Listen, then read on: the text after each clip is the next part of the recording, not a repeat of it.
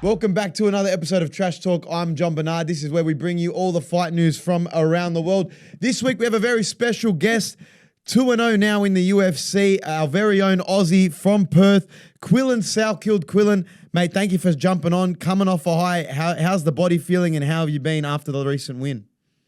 Hey, John, it's a pleasure to be on. Thanks for having me. Yeah, body's not too bad. I had a bit of a swollen eye after the fight, looking like I put up something that looked like the orc. So like right here was like freaking, I had a bit of a busted head. My foot's a little bit busted up, but nothing too major. Just quick recovery, and we're looking to get back in there shortly. Mate, when fighters come off a win or a loss, you sometimes see on social media, they either get straight back in the gym or they take some time. Sean O'Malley came off a loss, was straight back into the gym. When you get back to Perth, are you riding the high a bit of a win, or are you going, all right, I need to get back to the next one. I want to fight 4 times this year. Are you getting straight back in? Oh yeah, I like to get back into the gym straight away. There's nothing more you want to do after a fight, whether you win or lose, than get straight back into it, and you're just so excited to get things rolling. You kind of get impatient, like you want to go again. You want to get something booked like ASAP. But this time around, I've taken a little bit of time. I got recommended from my foot. I don't weight bear on it too much for the next couple of weeks. So I know what to do with myself right now. I've just been playing video games and and that's it for the last week or so. Hey mate, enjoy the time while you can. Now, just for the general fans and people that don't know Quillan, he was an AFL boy out in Perth, originally from Broome. Now, do you think being an AFL player has helped you in the octagon, especially having a gas tank? Of course, I think if I didn't, come from that background, I would have been a lot, worse off, because especially early on in my career, I didn't have much skill, and I had to rely on the gas tank to, get me through some fights. So it definitely helped coming from that background. It's pretty awesome. I'd like to see more AFL players. I know we get some rugby league guys get into the boxing ring. I don't know if you still follow the sport. I know you love MMA. If you could pick one AFL player you think would be a great fit for the UFC, who would it be? You know what? I haven't followed footy for so long. What it would have been? Back in the day, who's that hard nut? Benny Cousins. It probably would have been. He would have been a straight scrapper. There was another guy, Bo Waters, back in the day from Eagles. Yeah, he was one of my favourites back then. Yeah, and he was a bit of a hard nut. I reckon he would have done really well in MMA. Getting into any scraps on the AFL field? Nah, just a little old push and shove, a couple of jumper punches here and there, but nothing too major. Yeah, well, mate, I want to congratulate you on all your success so far. 2-0 in the UFC. Now, you've said multiple times, even in Sydney, now in New York, you said, I want to remain active. I want to fight 4 times this year. Are you looking at Perth in September? And, you could be, I think, very high up on the card in Perth. Yeah, I got told that I'll get on the Perth card. So let's go. There's no date yet, obviously no opponent yet, but that's going to be 100% what's next. September, Perth, and then hopefully I can get one more early December in one of the last shows of the year, and that would have been goal achieved, 4 fights in the year. That's pretty active, brother. That's you're up there with Kevin Holland numbers in the UFC. Yeah. I think that the Aussies love to stay active. I think Navajo Sterling said he wanted to be very active. Similar, I think we're cut from a different cloth. But speaking of Perth, that's your home. Do you think that the home of Australian MMA is in Perth, with fighters like JDM, Steve Erceg, yourself? What is it about Perth that you've got fighters like yourself coming out of and representing Australia? I think it's going to be, like the hub of MMA in Oz now. Now, we're the most concentrated, talent pool in terms of UFC athletes coming in out of Oz. So we got 4 out of I don't even know how many. I think, we're just so. I think it's because there's a stigma that there's nothing to do in Perth, so there's no distractions. All we do is just train and do nothing else. That I'm guessing that must be true. So no distractions. All we do is train, and that's it. It seems to be working. Plus, all the events are there. You got a good state government bringing all the UFC events over to Perth. We're actually jealous of you. I think Melbourne and Sydney are jealous of you guys. But I think you might be right. It's you guys seem pretty locked in. You know, you got JDM just winning a title now. You've gone on a bit of a run, and just in 2 UFC fights, you've become a pretty much a bit of an Aussie name already with all these memes and edits made of you. Yeah. How does it feel to have only 2 fights in the UFC, but already have these memes and edits everywhere, all over Instagram and TikTok? That's been the goal. Is I want to be on the good side of the memes and all the edits. So this is, dream come true. I feel like sometimes I feel like a superstar. That's the goal. So I can, I think the bigger name you come, the more you get paid later on down the track, and that's it. I want the UFC big bucks.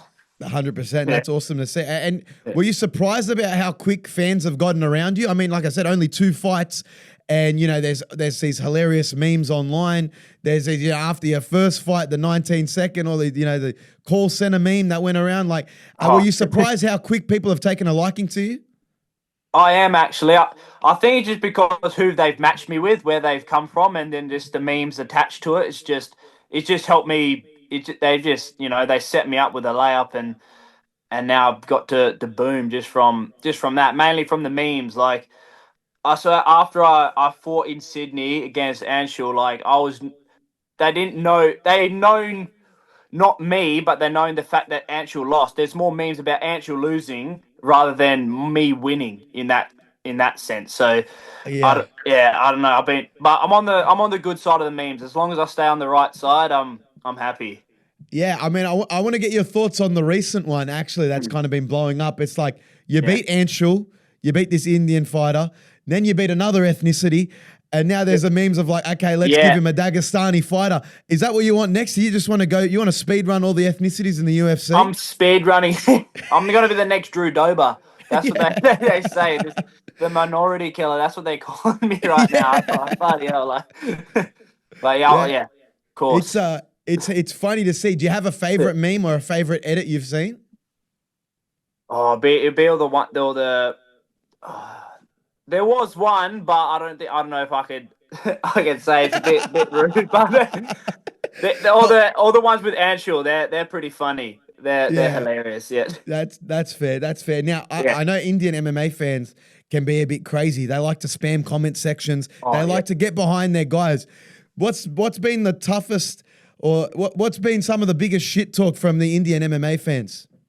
Oh, when I first got matched with Anshul Jubilee, I got spammed with hundreds of messages just saying that he's going to kill me. But at the same time, I did get a lot of good ones. But the most funny thing is now, still to this day, on a random post, there'll be wars between Indian and Pakistani MMA fans in my comment section. Still on a random. My latest one was just a picture of me in a jacket, and then someone will comment Pakistani's #1 fighter, which I'll like because it's funny, and then there's an Indian guy message reply, and then there's 30, 40 comments. It's them going back and forth, having an absolute war in my comments. It's great for engagement. I'm a platform for them to have a fight on. Yeah. That's what you want. That's what you want. I mean, it's hilarious. I reckon you've probably gained some Indian fans after that. I think so. Yeah. Yeah. Now I want to ask about the Mo. I know you were chatting with Volk and Rob Whittaker about the Mo. Are you going to keep the Mo your whole UFC career? Is this going to be your calling card, the Mo? It's my calling card. It's my source of power. Without it, I'm nothing. So I think if anyone wants to beat me in the UFC, I think they're going to have to sneak into my hotel room and shave it off one night while I'm sleeping. So, because with it, I'm winning. I was there in Sydney. Again, your first fight, the amount of people that had the stick Mo's, and they were really we getting gave them around out. it. We give them out to everyone that asked for a photo or just anyone. We just hand them out. So getting it out there. It's great to see. It's great marketing. The fighting nerds got their glasses. Quillan's got the Mo. Quillan's got the Mo. And, exactly. It's great to see. It's great to see you blowing up. And you spoke about your bonuses because in your first fight you got the $50K bonus. but there were rumblings that you lost it all at the casino. You got rid of it pretty quickly. Now that you're 2 fights in, are you being a bit more reasonable with your money, or are you still blowing it at the casino? Nah, you gotta stay hungry for it. There's no. I like a bit of a gamble here and then. Like it's hard to stay away, but I like to. Money's made for spending. There's no point of keeping it there. You got to spend it, mate. Yeah, you got to enjoy You got to yourself. blow it. I mean, you got to blow it. What's your go-to casino games? Blackjack. Let's go. Blackjack, roulette, classics, because it's just not much thinking. Just yeah. I reckon get onto Baccarat next time you're in Vegas. I reckon you'll enjoy it. Yeah. I've heard that's the one. Better odds. Yeah. It's actually 50-50, supposedly. Yeah. What do you play? You like to play basic strategy? Do you hit on a 16 or do you stay? Oh yeah. I always hit on a 16. Yeah, good man. Yeah, good man. unless you're a true gambler. When they're unless you think they're gonna bust. Yeah. Yeah. I know the basic strategy, but usually when it's a 16, I always hit anyway because I'm not a little bitch. You gotta always hit.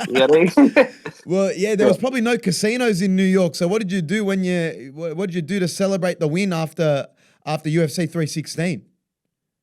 I just ate and drank just a shit ton, and that's it. I was a little bit buggered afterwards. My foot, I was limping around a little bit, so I didn't want to move too much. I just wanted to eat, drink, and smoke some cigars, and that's it. It's pretty chill, mate. To be honest, that sounds like the perfect storm for after a win. Now, Joe Rogan interviewed in the Octagon after your win at UFC 316. You said, mate, this is a bucket list moment for me. I've worked to get here and be interviewed by you. How did it feel in that moment when you were answering questions from Joe Rogan? Oh, it was surreal because it didn't. Leading up, I was like, fuck yeah, I get to get interviewed by Joe like afterwards. You got to make sure I win now. Yeah. And then when it was actually happening, I was like, holy shit, like this is actually happening. Because I always watch the events. And when there's like the pay-per-view events when Joe's there interviewing, and I'm like, I'm going to be there like soon enough. And I actually got to be there, and it was, it was so cool shaking his hand and getting interviewed by him, speaking to the mic. Yeah, it was a great thing. Yeah, he said it was an honor. And I mean, like you said, I think compared to your first fight where it was over in 19 seconds, I think you got to see your whole toolbox, your wrestling and all your skills. Did you want to make that a point in this fight? I know you backed yourself and you thought you were going to get it done, but did you want to go out there and really show your skill set? Yeah, I did. I just didn't want it to go all the way to the judges' scorecards, but wrestling's tired, man. I was a bit gassed in that last round. I was like, fuck, coming into it. My arms were just fucking filled up with lactic acid, and I could hardly throw a punch. And I was, this is shit. I don't want to wrestle that much anymore. But I got the show I can wrestle. But I just don't want to wrestle for 3 rounds. Shit. Yeah. Well, maybe in the future it might have to be 5 rounds. I guess we'll wait and see. But yeah, I'll take it a bit easier. I won't do as many takedowns to 5 rounds. Yeah. I mean, speaking of wrestling, while you're in the Octagon, DC was going at Australian wrestlers and saying Australian wrestling isn't up to scratch with the Americans. And that, if he ever had to face an Australian, it was like kind of a buy round for him. It was like a rest. You didn't hear any of that in the Octagon, did you? No, I heard him cornering or like coaching, saying what my opponent to do. Because really? I remember in the last round, we tied up with into some sort of clinch situation, and I heard someone say, which I thought it was his corner, saying he's got to break away, and I thought it was his corner. And then afterwards, I realised his corner's not speaking English, and it was the commentary booth was right there. I think it was DC saying to him to break away. I'm like, he's cornering against me. I was like, yeah, you called like, him, don't wrestle him or something. I'm like, yeah. You called him cheeky after the fight. Yeah, it's cheeky. It's cheeky. That's very cheeky. That sounds like he doesn't like Australian wrestlers, or he thinks less of Australian wrestlers, and you were proving him wrong. Aussie grappling beats American grappling, man. We're seeing this with all the fights with Volk, with JDM now. Like we're hard to wrestle with, mate.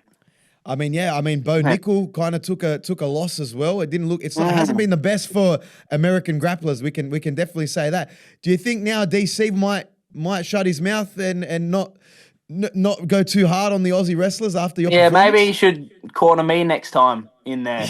to make things even. That's what I think. You should give me some tips in there next Yeah, time. shouldn't be so one-sided. Yeah. Yeah. Now, pretty fun. you've said after your first fight that you want to be a rich man. You're poor right now, but you want to be a rich man. Now, that's been your main goal. That's why you've been going out getting the bonuses. You want to get the finishes. Is that your main motivator in the UFC? You want to make this, you want to be a multimillionaire and cash in on being a prize fighter? Of course, like this game obviously doesn't last forever. Like by the time you're mid-30s, you're pretty much on your way out, and then you got, the rest of your life to live, which is like, you're only like a 30 away through your life at the end. So want to get in, make my money, and have fun doing it, and try to get a championship belt as well, and try to set myself up for the rest of my life. Mate, that sounds like a plan. I mean, look at some of the best that do it. Volk has kind of set himself up. He's one of the greats, and an example of how Aussies can do it. But he's got other things outside of the UFC, like he's got his YouTube channel. He's got a lot of sponsors. Is that something that you would want to get into, the content creation side and really trying to market yourself? Yeah, of course. Like I want to try to do some of that, creating a bit of content. I'm just a bit lazy sometimes when it comes to doing it, but I got to, pull my finger out and start getting onto it. And, the bigger you become, then, the more I think about, the more fans I have, the more money I pretty much get from the UFC. Like the bigger star you become, the more they pay you pretty much. So that's exactly what I'm trying to get to. 100%. If you keep racking up those wins, the more Aussies will get behind you. Even internationally, you've fought in New York now. I'm sure there might be another international card on the horizon. Now, I want to ask you, have you identified anyone next? I know you're kind of a casual in terms of you don't really watch a lot of the people in your division, but has there been someone you're like, you know what, I'd like to fight him and then make my way to the rankings in the lightweight division? Like guys like who's even up there like that?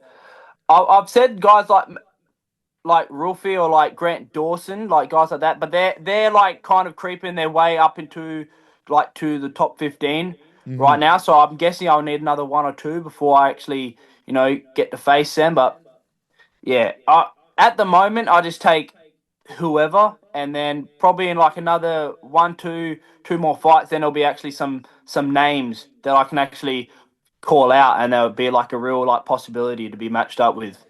Now, you said that you're going to be on UFC Perth. Do you know who you might be fighting on the card, and what's that card shaping up to be? Is it going to be similar to Sydney, where you think there'll be a lot of Aussies on there representing Perth? Yeah, I think there'll be quite a lot of Aussies on that card, representing. I have no clue at the moment. It's still early days with who I might be fighting, but I'm hoping I can get on a main card spot. Hopefully I can open up the main card there. I reckon that would be a cool thing to do. Mate, with the amount of memes online, I think you definitely need to be on the main card. People, I deserve it from the memes. Yeah, people recognize the face, and we want to see you get another W. But look, it all started from your decision win on the Dana White Contender Series. You got your opportunity, got rave reviews from Dana. I want to get your advice to Aussie fighters that are going to be on the Dana White Contender Series this year. You got some regional superstars like George Mangos. I think Harry Webb just recently pulled out due to some injury, but what would be your advice to Aussie fighters on the Dana White Contender Series? My advice would be, just try to have as much fun as possible. I think the more you build up the pressure in your own mind, I think the harder it is to be able to say like go out and perform. I think the more you just kind of let go and just let things happen, I think the better off things will turn out. 100%. Yeah. And in terms of like preparation, because you don't really know. I mean, you can look in depth on your opponent, but there's just an element of pressure that you probably don't get, in your past experience on Eternal, on Hex, or whatever it be. What do you think is the best way to prep for that audition? Man, like sometimes I don't think there's a good way. Just prep the same, whatever preparation you did that got you to the dance, you got to do. just do the same thing. And it's the test when you're actually in there fighting in front of Dana, in a in a little arena where there's not many people watching. It's quite weird in there. Like, I like a big crowd roaring. Like at these big pay-per-view events when I got everyone cheering and the walkout and the music, and that gets me really pumped up and going. It actually makes me more like calm in a way. But on the Contender Series, I'm just walking out and it's like silence, and he's like echoing it. That was weird. I was more nervous for that than I was with a big crowd. I don't know what the hell, but yeah, I don't think there's a good way to really prepare for it. Just it's just a test. So you gotta you find out, go with the flow, and just wing it, and you'll be just gotta see what you're made of at the time. Now, your division, the lightweight division, is stacked right now. It's probably one of the most stacked divisions in the UFC, even with Islam moving away from it. Yeah. But like a lot of people have pointed out, a lot of the fighters are on the older side. They're approaching their 30, 35-year-old fighters. Do you think you're going to see a new wave of fighters like yourself get thrust up into the top 15 pretty quickly if you keep at it? I think so. I think, a lot of people said they're on the older side. A lot of them only got like a couple more fights left before they move on and maybe hang up the gloves. And it's on the younger generation to get pushed forward and start making waves and become stars of our own. I mean, roughly, how long do you think it would take you to crack the top 15? You've said you want to speed run it, you want to stay active. Another 2 fights this year would be great. What's your goal to crack the rankings? I think I could crack it before the end of next year. I think in a year's time, I'd be really close, and then towards the end of next year, I reckon I'll be cracking the top 15. That'd set you up for some huge fights. I mean, at your age, you're what, pushing 26?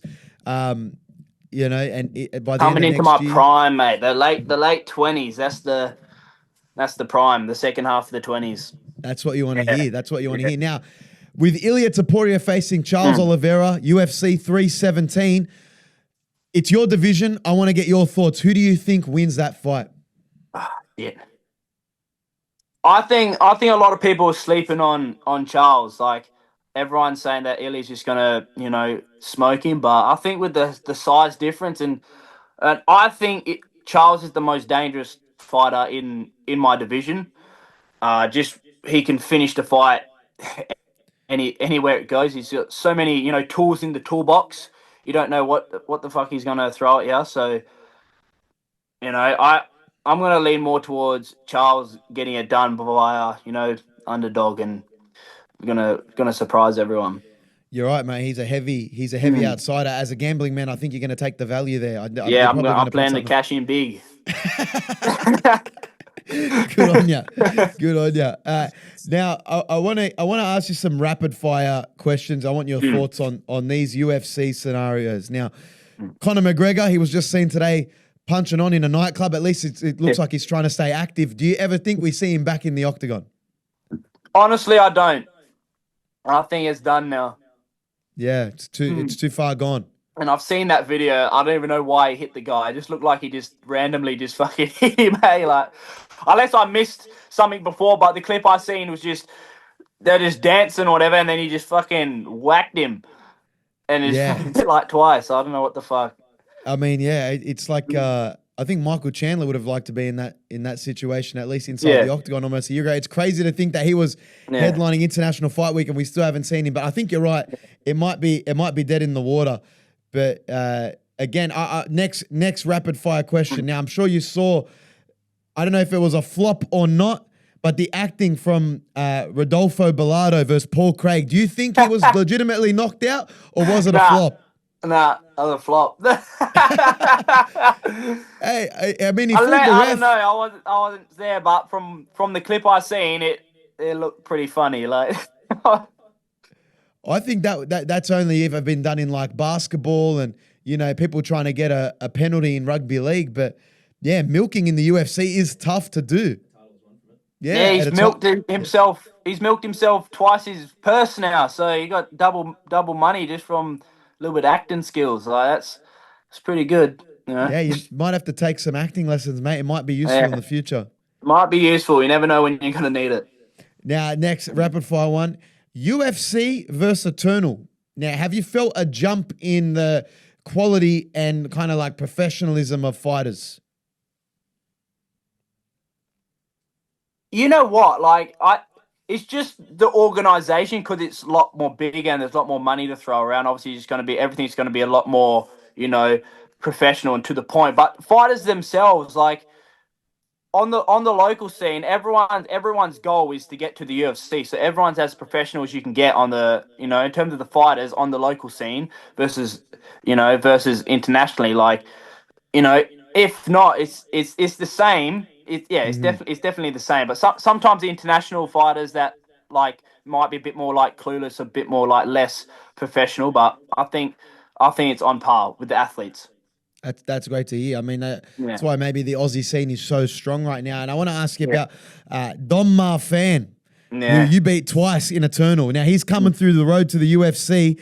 Do you think the rivalry is behind you guys, or would you like to, maybe face him again down the line in the UFC? Yeah, I think the rivalry is done. Like, we've trained together. I've gone over and I've trained with him and Tom at their gym, and I have full support, and I think he's gonna definitely win road to UFC, and he'll join us in the UFC. But yeah, that was just a local scene rivalry, and that's done now. That's awesome to hear. That's some Aussie camaraderie there. I don't know if you've been seeing John O'McAuliffe. He's been training with Jimmy Crute and Rob Whittaker. He did a whole camp, I think, with those guys. Is there an Aussie fighter that you want to train with to or is there another fighter in the UFC I'd like to train alongside those guys and learn? Yeah, I'm hoping I can get some training in now with Jack Della. His gym's only friggin' 20 minutes away from my gym. We never actually trained together, which is a bit crazy. But hopefully for preparation for our next upcoming fights, we'll be able to get some rounds in together. I'd love to train with that guy. Mate, I think definitely there'd be a spot in the wrestling preparation for Islam for sure. So definitely, I'd reach out to the team because you and Jack Della would be a great combination in the 100% training. But yeah, that's great to hear, mate. Again, look, I want to thank you so much for coming on. It's great to meet you. I'm sure I'll be covering your next fight on the ground. Hopefully, it's in Perth. And mate, I appreciate your time. Love what you've been doing. I want to see more memes. I want to see the Mo everywhere, and I want to see more content from Quillan. Mate, thank you again, and please let people know where everyone can find you. What's your Instagram? What's your TikTok? Where can we find you? Yeah, just follow me on Instagram. It's just my name, Quillan Salkilld, and that's it. Nice and easy. And yeah, that's pretty much where I post anything. I got a TikTok. I don't do anything on there. That's just for me to watch memes. That's my meme viewing account. So there you go. Not much content gets put up on there. That's your burner. That's when you're arguing in the comments with fans. yeah, pretty much. Right. I instigate fights between the Indians and the Pakistanis. Just Oh mate, you're hilarious. Hopefully I can catch you in Perth. We'll hit a blackjack table together. But 100%. That'll be great to tick off at Crown, 100%. But mate, till next time, Honor, thank you so much, and we'll call the show there. Back to you in the studio, Ryan.